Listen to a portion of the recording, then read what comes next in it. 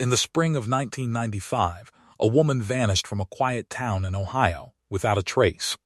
15 years later, one overheard phone call in a roadside diner reopened the case and uncovered a truth no one was prepared for. A toxic marriage doesn't always leave bruises or broken glass on the floor. Sometimes the most dangerous prisons are built out of quiet manipulation, isolation, and total control. For 10 years, Diane Carter had lived inside exactly that kind of prison, and almost no one around her had ever guessed it. Diane was 34, warm and sharp-eyed, with a laugh people remembered long after they'd met her. During her marriage to Eric Carter, that laugh had gone quiet, one small silence at a time. Eric demanded perfection and obedience. He monitored her calls, controlled the money, and slowly cut her off from everyone she loved, friend by friend, until her whole world had narrowed down to the walls of their house. He convinced her the world outside wasn't safe, that he was the only person she could really trust, and for a long time she believed him, the way people often do when the person telling them this is also the person holding every other door shut. But Diane had a quiet, stubborn strength underneath it all, the kind that doesn't announce itself until it has to. After 10 years of walking on eggshells in her own home, she packed a single suitcase and walked out. The divorce was exhausting, but when the papers were finalized in the winter of 1994, Diane felt something close to relief. She moved into a small apartment complex in Oak Creek, a quiet town in southern Ohio, and took a job managing a local bakery up before sunrise every morning, hands in flour and dough. It was tiring work, but it healed something in her. For the first time in a decade, she chose her own schedule, spent her own money, played her own music. Best of all, the divorce let her reconnect with her older brother Cole, a tall, protective high school science teacher who lived 3 hours north. Eric had spent years driving a wedge between them. Now that he was out of the picture, Cole and Diane talked on the phone almost every evening. As spring 1995 came in, Diane made a decision. She'd leave Oak Creek behind entirely and move up near Cole. She spent her evenings happily packing boxes, wrapping dishes in newspaper, dreaming about the life waiting for her. Then, on a rainy Thursday evening, exactly 3 days before Cole was set to drive down and help her load the moving truck, his phone rang. It was Diane, but not the Diane he'd been talking to for months. Her voice was stripped of all its usual warmth, tense and breathless, dropped to a whisper, as if she were afraid someone might be listening through the walls. Cole asked what was wrong and offered to drive down that night. She said no, she was safe, locked inside her apartment, but something had shaken her badly. She told him she'd recently discovered something about Eric. She wouldn't say what, only that it changed everything she thought she knew. "I can't talk about it on the phone," she whispered, her voice cracking. "It's too important. I'll tell you everything when you get here Sunday. Just please hurry." Cole told her to keep her doors locked and call the police if she saw Eric's car anywhere near her building. They hung up, and for the next 2 days he carried a sick, tight knot in his stomach. Diane wasn't a paranoid woman. If she was scared, there was a reason. Sunday morning came in bright and clear. Cole rented a yellow box truck and made the 3-hour drive south, his mind spinning through 100 theories, each worse than the last. He pulled into the apartment complex at exactly 10 o'clock, parked near the office, and knocked on Diane's door. No answer. He knocked again, louder, calling her name. Nothing. He pressed his ear to the wood and heard no television. No footsteps, just silence. Diane was punctual to a fault. She would never have left without telling him, not with a moving truck idling in the lot and 3 hours of driving already behind him. Cole ran to the property manager's office, explained the situation as calmly as he could manage, and the manager, seeing something in his face he didn't like, agreed to open the door with his master key. Inside, the apartment was empty, but not ransacked. No broken lamps, no overturned furniture, nothing to suggest a struggle of any kind. Half-packed boxes sat neatly stacked in the living room corner, exactly where Diane had left them.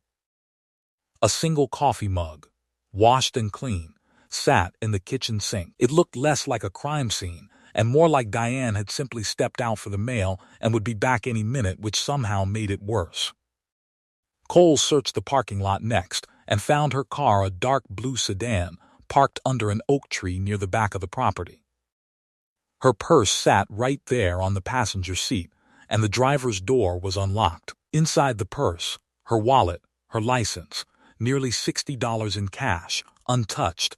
A woman doesn't walk away from her car, leave the door unlocked, and leave her purse behind. It went against every instinct. But checking the console, the cup holders, the floor mats, Cole realized what was actually missing. Her keys, the whole ring, car key, apartment key, bakery key were gone. If Diane had been grabbed in the parking lot, the keys should have been dropped on the asphalt. If she'd simply run, she'd have taken her purse. The two facts together painted something much worse. Someone hadn't just taken Diane. They'd taken her keys, deliberately, to have full access to her life and left the purse behind so it would look like she'd simply wandered off. Cole called 911. Within 15 minutes, the quiet parking lot was full of police cars and yellow tape. The detective assigned to the case, Nathan Reed Sharp, methodical, a decade of missing persons work behind him, walked through the apartment, noted the half-packed boxes and the clean mug, and felt the same wrongness Cole had. Sitting with Cole in the back of an ambulance, he heard the whole story, the 10-year marriage, the isolation, the controlling ex-husband, and finally, the whispered phone call. She said she discovered something about him, Cole said. She was terrified. She was going to tell me everything today. He got to her first. I know he did. Reed escalated the investigation immediately, but he needed physical evidence before he could get a warrant for Eric's property. A forensic team tore Diane's apartment apart, carpets pulled up, vents checked, closets emptied, and late that afternoon, a technician found a manila envelope taped to the underside of a dresser drawer. Inside was an unfiled application for an emergency restraining order against Eric Carter. Diane had visited the courthouse days before she disappeared, filled out every form, and never submitted them, likely planning to file once she was safely out of the county. Attached was a handwritten statement describing an incident where Eric had followed her to the bakery, cornered her in the alley behind the building, and told her that if she ever tried to leave the county, he would destroy her life. It was the break Reed needed, undeniable proof Diane had been in real fear, and a hole in any theory that she'd simply left on her own. Digging into Eric's life, detectives found something odd. 6 weeks before Diane vanished, Eric had voluntarily taken a pay cut, leaving a retail management job for work as a delivery driver. When Reed mapped his new route, the pattern was unmistakable. It ran directly past Diane's apartment and her bakery, every morning and every afternoon. He hadn't just changed jobs. He'd built himself a legal excuse to watch her. Reed brought him in for questioning. But Eric didn't look like a monster. He was calm, well-dressed, and gave a performance that left Reed with nothing to hold him on. He sat back in the metal chair like a man being mildly inconvenienced, not accused of anything. He denied ever threatening Diane, claimed the delivery route was coincidence, and consented almost cheerfully to a full search of his home and car. He volunteered his fingerprints and Dina before anyone even asked. "I still care about her," he told Reed, shaking his head with what looked, infuriatingly, like real concern. "I want you to find her. Whatever you need." Most damaging of all was the alibi. On the night Diane vanished, he said he'd hosted a poker game at his house until 2 in the morning, and 3 respected men in town backed him up, independently, down to the detail, the hands they'd played, the food that had been served, the exact time everyone left. None of them had seen him step outside for more than a minute at a time. The forensic search of his house and sedan turned up nothing. No blood, no fibers, nothing the tracking dogs could find. Eric walked out of the station with a calm, satisfied look on his face, and Reed watched him go, feeling for the first time in his career that he'd met someone who genuinely believed he'd already won. The investigation pushed forward anyway. Canvassing the roads between Diane's apartment and the bakery, police found a young gas station clerk who remembered her clearly pale, nervous, checking her mirrors constantly as she filled her tank Thursday night. What caught his attention was a rusted pickup truck idling across the street with its headlights off. When Diane pulled out toward home, the truck followed. It didn't fit. Eric had 3 witnesses putting him at a poker table all night, and he drove a silver sedan, not a truck. Someone else had been following her, a proxy. Police pulled registration records across the county looking for a match, but with no plate number and a description that fit thousands of trucks in rural Ohio. The lead went nowhere. As spring turned to summer, momentum died. The news stopped running Diane's photo. The flyers Cole had taped up all over Oak Creek faded in the sun. Without a body or hard evidence tying Eric to the truck, the case stalled completely, and 6 months after Diane's car was found, Eric sold his house, emptied his accounts, and left the state without a word to anyone, cutting off the investigation's last real thread. Cole refused to let it go. Not long after Eric left, he was helping the property manager clear out Diane's storage locker when the old man mentioned something that had been bothering him. The police had asked repeatedly if anyone had forced the lock on Diane's door. He'd always said no, but he'd never told them about the master key. 3 months before Diane disappeared, he explained. Eric had come by the office in his work uniform, said Diane had a leaking pipe under the kitchen sink and needed him to fix it while she was at work, and asked to borrow the spare key for an hour. He'd seemed so helpful. The manager had handed it right over, and Eric had returned it that same afternoon. All smiles. Cole felt the floor drop out from under him. Eric hadn't broken in. He hadn't needed to grab Diane in a parking lot where someone might hear her scream. He'd copied the key months in advance and let himself in whenever he wanted.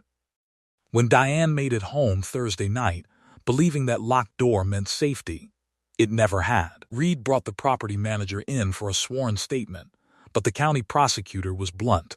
A key borrowed 3 months before proved nothing on its own.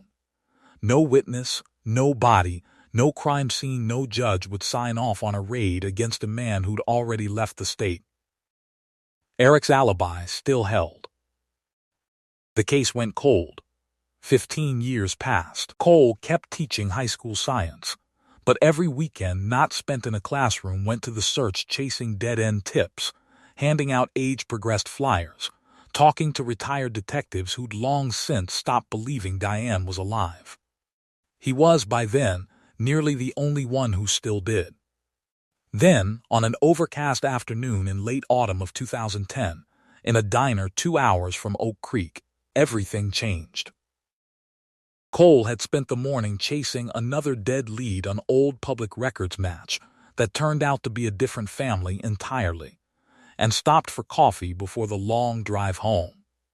Sitting alone in a cracked vinyl booth near the back, staring out at the rain-streaked window without really seeing it. In the booth behind him, an older man in a canvas work jacket was on his phone, his voice a nervous whisper he probably thought no one else could hear. "I don't care what Eric Carter told you," the man said. "The guy is dangerous. You shouldn't be doing work on that property." A pause, someone talking on the other end.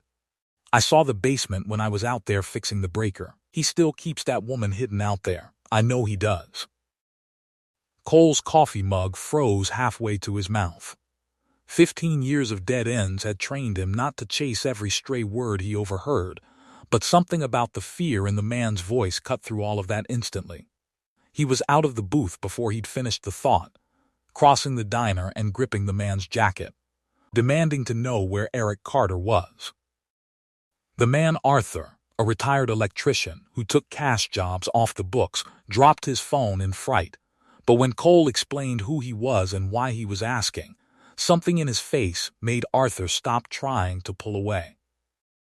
Nearly 10 years earlier, Eric had hired him to rewire an isolated farmhouse deep in the Appalachian foothills. Going down to run the lines, Arthur had found a basement that wasn't a basement at all, heavy steel doors, deadbolts on the outside, the windows covered in metal grating. "It looked like a prison cell," he said, his voice shaking. Eric caught me staring at the locks. The look he gave me, I packed my tools and never went back. I've been telling myself for 10 years it wasn't my business. Cole drove him straight to the police station and demanded to see Detective Reed, now weeks from retirement. The moment Reed heard Eric Carter and hidden farmhouse, his retirement paperwork went in the trash without a second thought. Property records explained why the farmhouse had never surfaced in 1995. It wasn't in Eric's name. The 50-acre lot belonged to an anonymous shell corporation, but buried in the incorporation paperwork was the signature of Henry Carter, Eric's estranged, long-dead uncle. Eric had bought the property under a dead man's name a full year before Diane disappeared. He'd built the prison before he ever filed the first piece of divorce paperwork. Detectives moved carefully, building a case before risking a raid. Neighbors miles down the highway confirmed the abandoned farmhouse had shown lights at night for 15 years, and a silver sedan on the dirt road in the early hours. At the local general store, the owner recognized Eric's photo, instantly irregular for over a decade, buying groceries in quantities that made no sense for a man living alone. Pharmacy and department store records turned up years of women's clothing purchases in Diane's exact size. A medical supply store's receipts showed years of bandages, antiseptic, and vitamin supplies for someone who couldn't risk a real doctor. The final piece came from a retired utility worker who broke down in tears when detectives found him.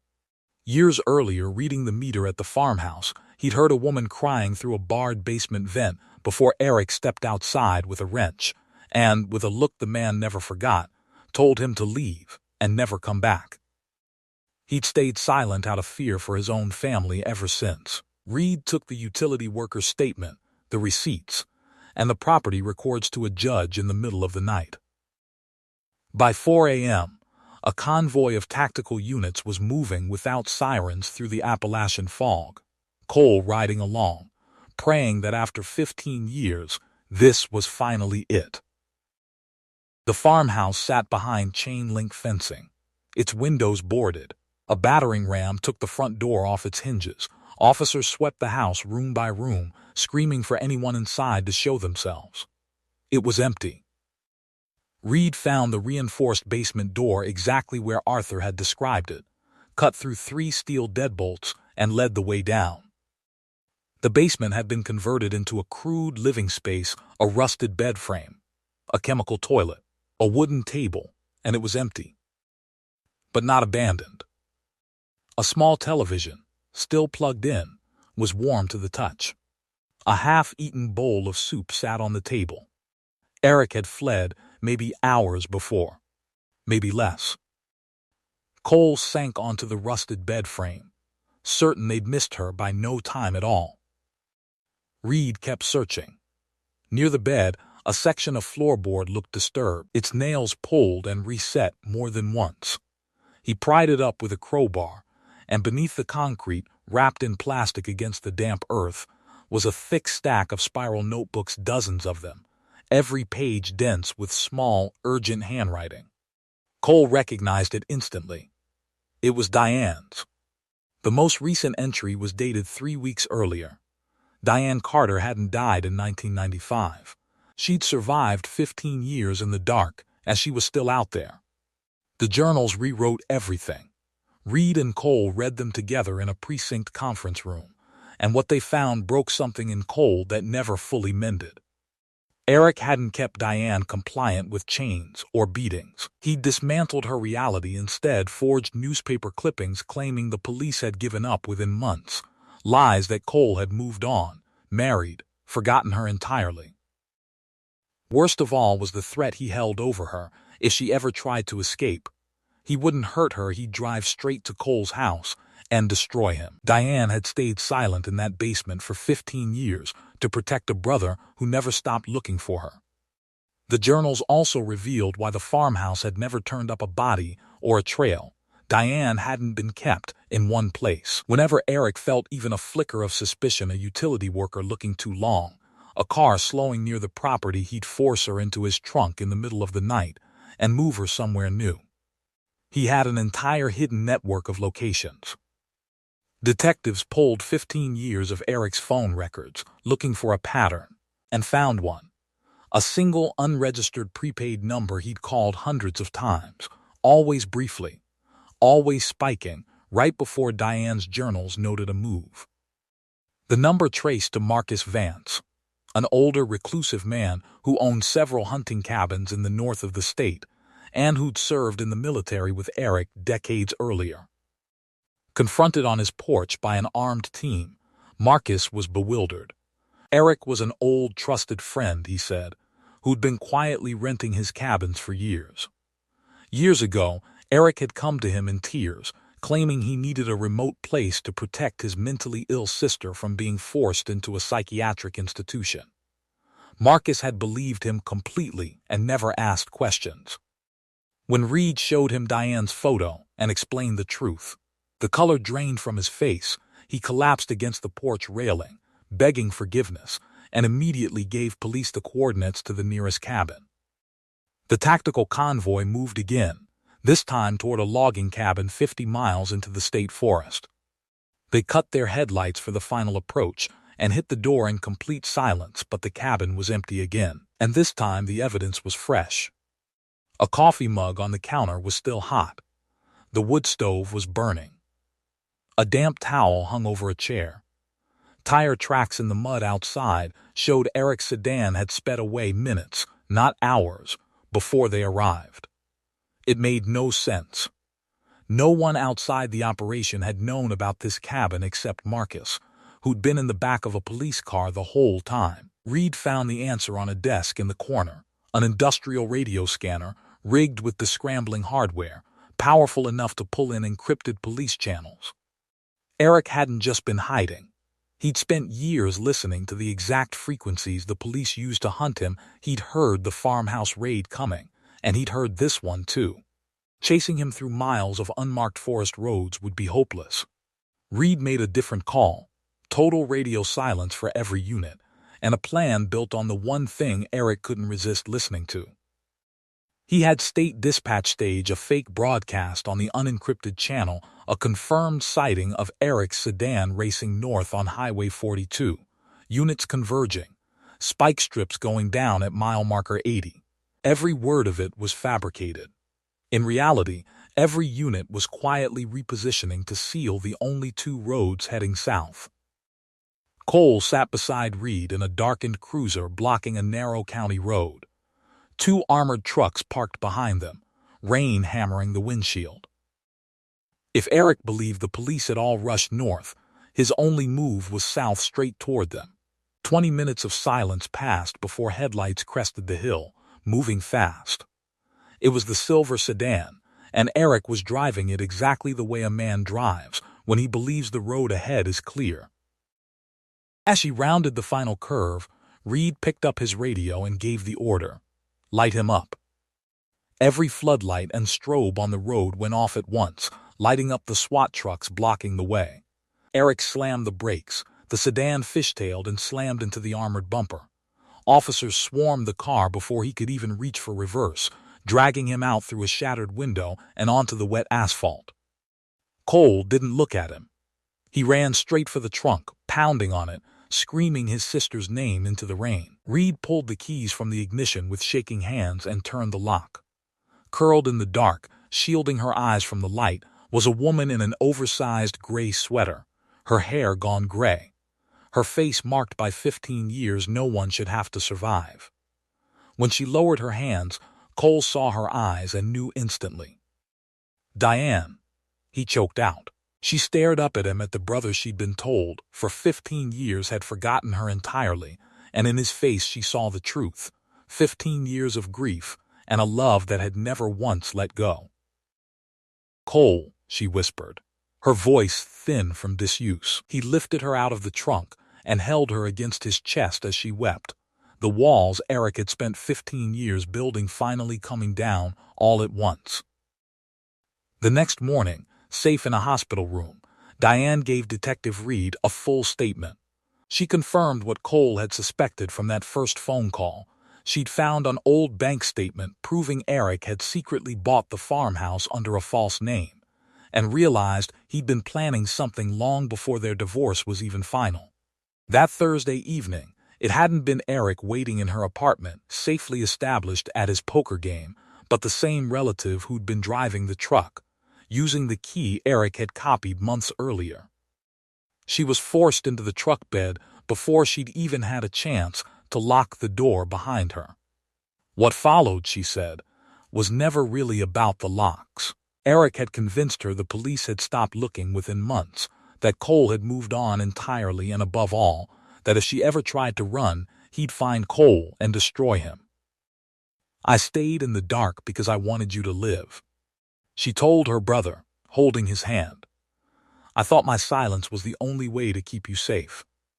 The trial captivated the state. Eric's lawyers tried to argue Diane had gone with him willingly. The argument collapsed under the weight of Arthur's testimony. The journals read aloud to the jury, the phone records, the utility worker's statement. Diane herself took the stand and looked her abuser in the eye without flinching.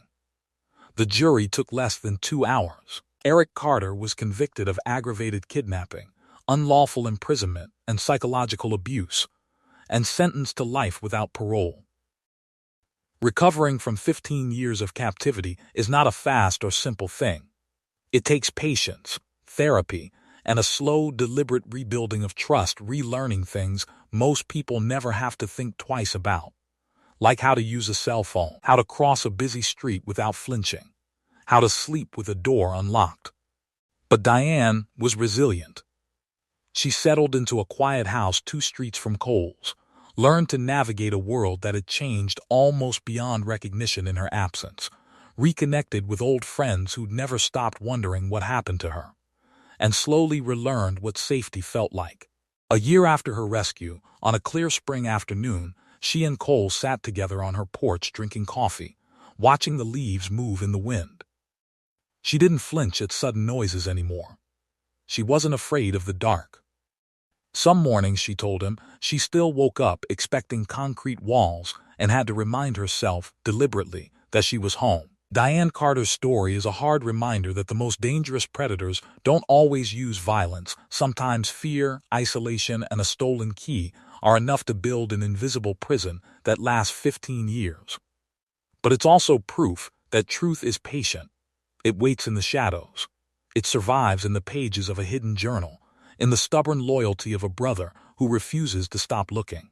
And sometimes it finds its way home through nothing more than an overheard phone call in a quiet roadside diner.